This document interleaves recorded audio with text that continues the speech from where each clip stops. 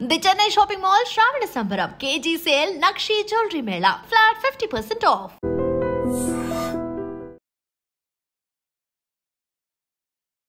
Welcome to IT media. So జనరల్గా BP ఉంటే tablets రాస్తారు. అయితే ఆ టాబ్లెట్ అనేది ఏ సమయంలో వేసుకుంటే ఖచ్చితంగా బీపీ లెవెల్స్ అనేవి మనకి కంట్రోల్లో ఉంటాయి. బీపీ టాబ్లెట్స్ వాడే విషయంలో మనం చేస్తున్న తప్పులు ఏంటి వివరాలు తెలుసుకుందాం. మనతో పాటు ఉన్నారు ప్రముఖ internal medicine specialist doctor Rajesh గారు. డాక్టర్ గారు నమస్తే.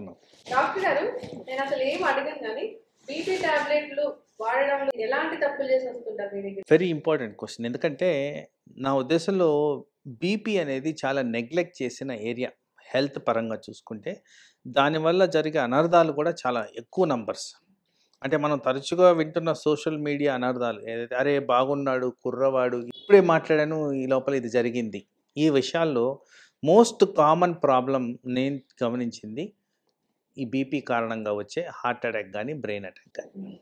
సో దానికి ఎందుకు ఇంపార్టెన్స్ ఇవ్వట్లేదు అనేది most important. So people should realise ఈ ప్రాబ్లమ్ని మనం అధిగమించడం కరెక్ట్. సో దీనికి అధిగమించడం అంటే ఏంటి? ఫస్ట్ దాని గురించి తెలుసుకోవడం, ఇది నాకు ఉందా లేదా. చాలామంది ఇప్పుడే సార్ మెట్లు ఎక్కువ వచ్చాను అందుకోసం బీపీ ఎక్కువ ఉందంటారు. సరే ఇప్పుడు వచ్చారు మరి తర్వాత చెక్ చేసుకున్నారా అంటే 6 సంవత్సరాల తర్వాత ఉంటుంది తర్వాత చెక్కింగ్. సో దీనివల్లే ప్రాబ్లమ్స్ అనేవి ఏర్పడుతున్నాయి.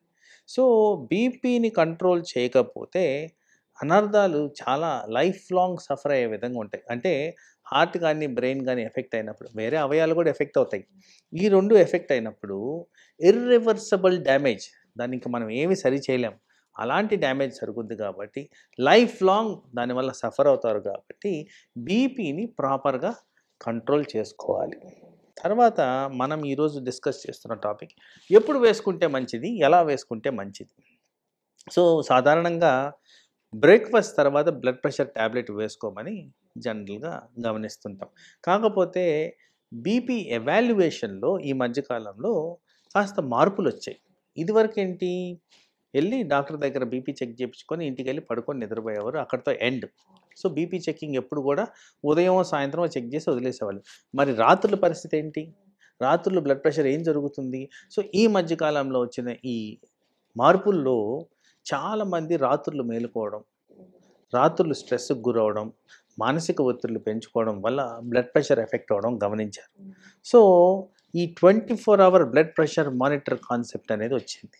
అంటే బ్లడ్ ప్రెషర్ ఎవరికైనా డయాగ్నోస్ మేము చేస్తే ఈ 24 hour బ్లడ్ ప్రెషర్ సహకారంతో చెయ్యండి, ఈ 24 hour బ్లడ్ ప్రెషర్లో వచ్చిన రికార్డింగ్స్ పరంగా మందులు పెట్టండి అనేది శాస్త్రపరంగా ఒక పెద్ద స్టడీ చేశారు. అంటే బీపీ టాబ్లెట్స్ వేసుకునే వాళ్ళు కూడా ఈ 24 hours మానిటరింగ్ అనేది చేసుకొని నిర్ధారించడం ఇంపార్టెంట్. టాబ్లెట్ వేసుకోక ముందు డయాగ్నోసిస్ ఆఫ్ బీపీలో, ఒకవేళ డయాగ్నోసిస్ ఆఫ్ బీపీలో కూడా మాకు చాలా డిఫికల్టీస్ ఉంటాయి. పేషెంట్లు మా దగ్గరకు వస్తారు ఆన్ టాబ్లెట్, నేను రెగ్యులర్గా వేసుకుంటున్నాను సార్ అయినా కానీ కంట్రోల్ కావట్లేదు, నేను వేసుకొని వచ్చాను ఏదో ఇక్కడికి వచ్చాను కాబట్టి మిమ్మల్ని చూసి భయపడి నాకు బీపీ పెరిగింది. సో ఇలాంటివి చాలా వాదనలు జరుగుతాయి. వీళ్ళల్లో మనం చేయాల్సింది ఏంటంటే ఈ 24 hour బ్లడ్ ప్రెషర్ మానిటర్ పెట్టేస్తే అసలు ఎట్లా ఉంది వీళ్ళ ఓవరాల్ బీపీ, 24 గంటల్లో కంట్రోల్లో ఉందా లేదా, ఆ ట్యాబ్లెట్ మనకు పనిచేస్తుందా లేదా అనేది నిర్ధారించడం జరుగుద్ది. సో ఈ స్టడీ ఏదైతే నేను కోట్ చేశానో ఒక స్పానిష్ స్టడీ అనమాట ఇది. ఈ స్టడీలో ఏం తేల్చారు అంటే చాలా మందిలో రాత్రులు బ్లడ్ ప్రెషర్ ఎక్కువగా ఉంది. సో ఇక్కడ ఒక చిన్న క్లారిటీ ఇవ్వదలుచుకున్నాను. న్యాచురల్గా మనకు బ్లడ్ ప్రెషర్ అనేది డే టైంలో ఎక్కువ ఉంటుంది, రాత్రులు తగ్గుద్ది. ఇది ఆ రాత్రులు తగ్గడం కూడా 10 to 20% తగ్గుద్ది. దీన్నే నాక్టర్నల్ డిప్ అంటాం మేము. ఇది జరగట్లేదు. ఇది జరగనందుకు night time heart attack, night time brain attack, night time blood pressure dysregulation ఎక్కువగా జరుగుతుందని ఈ స్టడీలో గమనించారు. సో దీని కారణంగా ఎవరికైతే రాత్రులు టాబ్లెట్లు వేశారో వీళ్ళల్లో ప్రాపర్ బ్లడ్ ప్రెషర్ కంట్రోల్ కావడమే కాక బ్లడ్ ప్రెషర్ ద్వారా వచ్చే అనర్థాలు ఏవైతే ఉన్నాయో by about substantial amount 50 to 60% తగ్గిపోయాయి.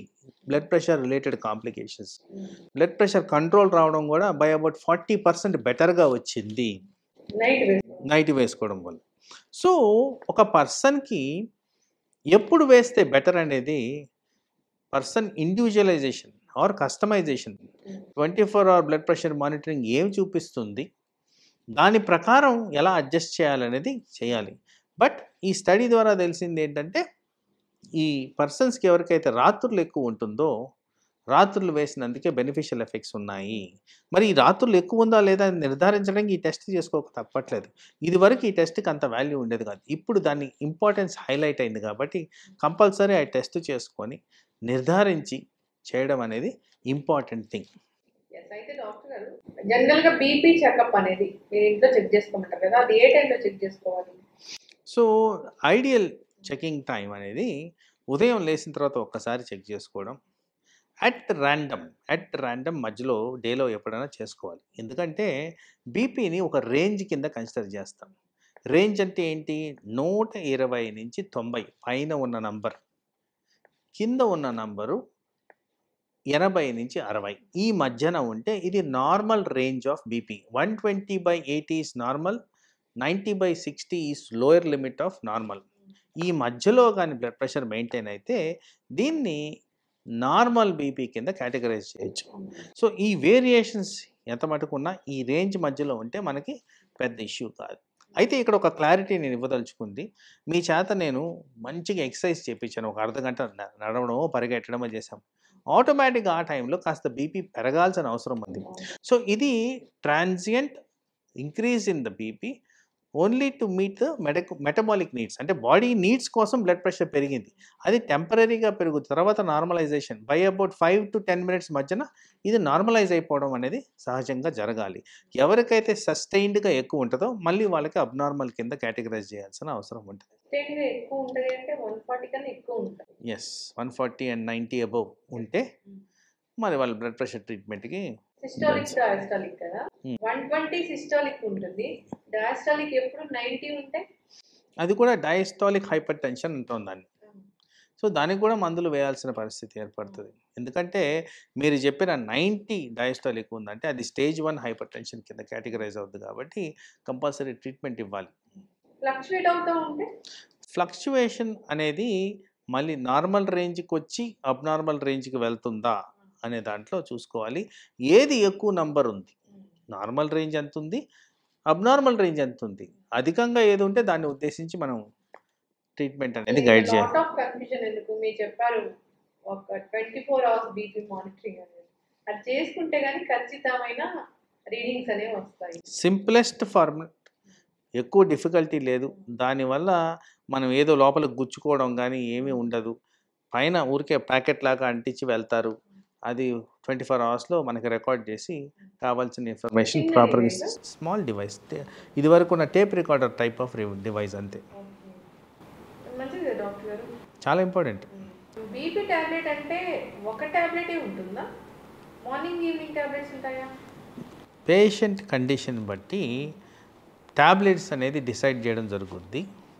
Requirement of the blood pressure regulation ఇప్పుడు అందరికీ ఒకే విధంగా రెగ్యులేట్ చేయం. కొంతమందికి లోయర్ బ్లడ్ ప్రెషర్ తీసుకెళ్ళంగానే సిమ్టమ్స్ అనేవి వస్తాయి. కొంతమందికి ఇప్పుడు ఫర్ ఎగ్జాంపుల్ డయాబెటీస్ ఉన్న వాళ్ళకి కిడ్నీ ప్రొటెక్షన్ గురించే ట్యాబ్లెట్ ఇవ్వడం జరుగుతుంది మోర్ దెన్ బ్లడ్ ప్రెషర్.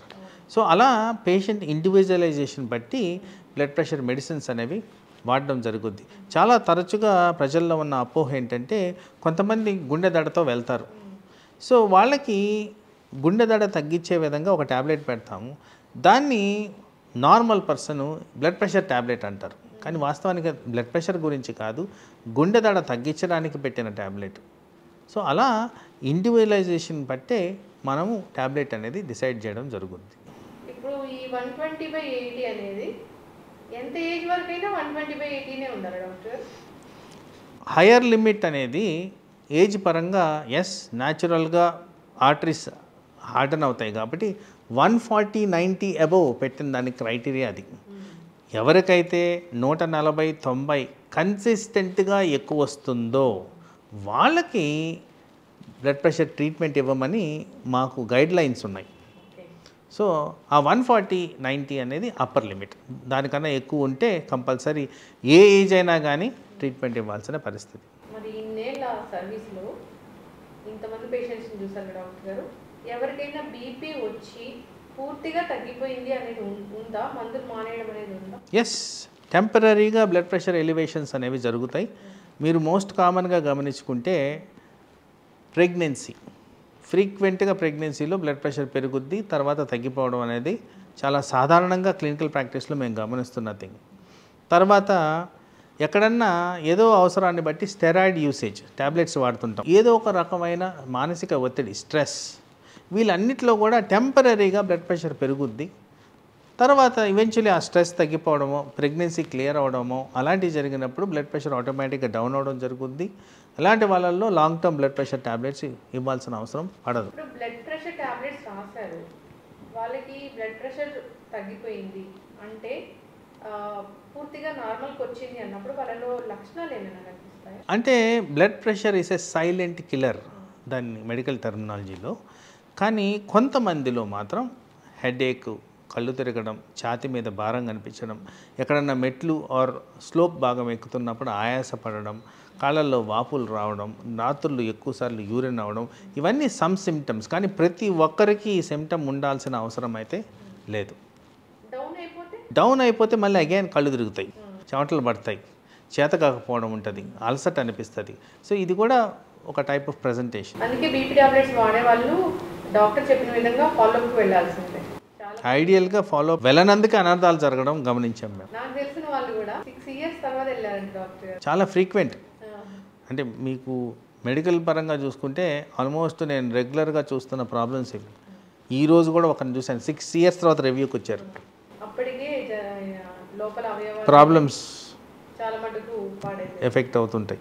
కాళ్ళు ఇంత లావు ఉబ్బిపోయినా కానీ డాక్టర్ దగ్గరికి వెళ్ళరు. విచిత్రం ఏంటంటే అన్నీ బాగున్నాయి కదా అందుకోసం రాలేదు సార్ అంటారు. మరి అన్నీ బాగున్నాయంటే కాళ్ళు వాయడం ఎలా బాగుండడం నాకు అర్థం కాదు. ఇది ఫ్రీక్వెంట్ చెక్ చేసుకుంటే పోతుంది కదా. ఏదైనా డౌట్ వచ్చినప్పుడు చెక్ చేసుకోవడం ఇంపార్టెంట్ అనేది నా అభిప్రాయం. చక్కగా చెప్పారు డాక్టర్ గారు. బీపీ టాబ్లెట్ డాక్టర్ చెప్పిన ఆ టైంలో, అంటే వాళ్ళు తెలుస్తుంది ఏ టైంలో వాళ్ళకి బీపీ ఎక్కువ అవుతుంది, ఏ టైంలో వాడాలి అనేది, ఆ టైంలో వాడితే సరిపోతుంది. ఒకసారి బీపీ టాబ్లెట్స్ రాసి డాక్టర్ ఫాలోఅప్ చేయమన్నట్లుగా ఆ టైంకి వెళ్ళి ఫాలోఅప్ చేసుకొని టాబ్లెట్స్ మార్చుకొని వస్తే డాక్టర్ చెప్పిన విధంగా మంచిది. లేదా ఏళ్ళ తరబడి అదే మందులు వాడతానంటే అనర్థాలు మనం కొని తెచ్చుకున్నట్లే. అబ్సల్యూట్లీ.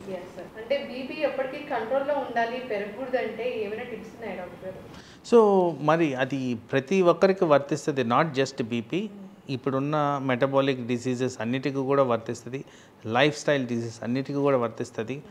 అందరూ అలవాటు చేసుకోవాల్సింది ఏంటంటే రాత్రులు పడుకోండి. చాలామంది మేల్కొని ఉంటున్నారు.